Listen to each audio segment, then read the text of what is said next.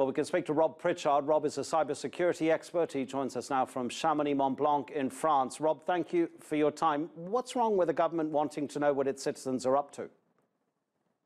Well, I think as a sort of general principle of law enforcement, then we would hope that if you wouldn't have the state intruding overly on your life. So I don't necessarily think there's anything wrong in principle with what you've said, but the concern here is that this legislation will be misused to prevent people having freedom of speech and to allow the government to take down content that they find objectionable for whatever purpose that might mean, not because necessarily it's unlawful or criminal, or at least by our definitions, by Western definitions.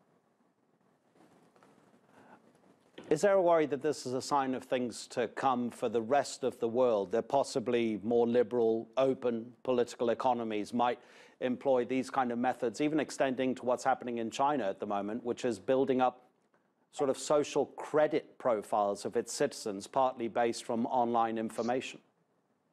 So I think it shows that we might see a more balkanized internet. So China has more or less recreated the external internet internally, and like you say, is using it for various means, like the social credit scoring.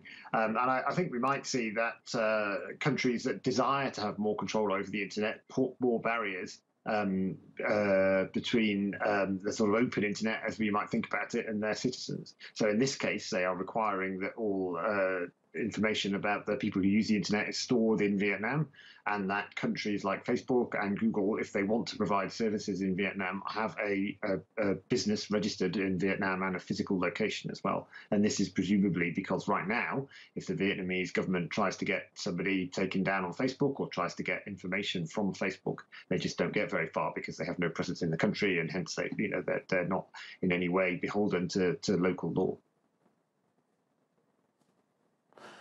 Does the criticism from advocates of internet freedoms in the EU and the United States, does it make any difference to the Taiwan government? And what about the people who live there? What can you do if your government imposes these kind of laws? So many people use the internet every single day for all sorts of reasons, whether they be personal or whether they be business reasons. You might not have a choice but to comply with the requests of your government. Yeah, absolutely. I mean, I'm sure, I doubt as much that anybody will say that it will make that much difference. The Vietnamese government obviously can implement whichever legislation it likes, unless the EU or the US want to impose sanctions or do something like that, which I suspect they probably wouldn't want to go that far. Then there's little they can do. And you're right. There's given This has become a problem for the Vietnamese government because of the explosion of internet services and the volumes of people using them. So I suspect people will continue to do so.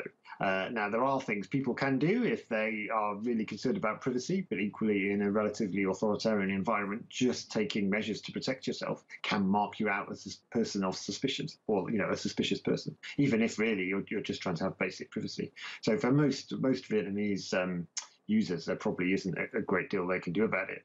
They might want to consider quite how open they are about criticising their government online, and there probably isn't much else they can do.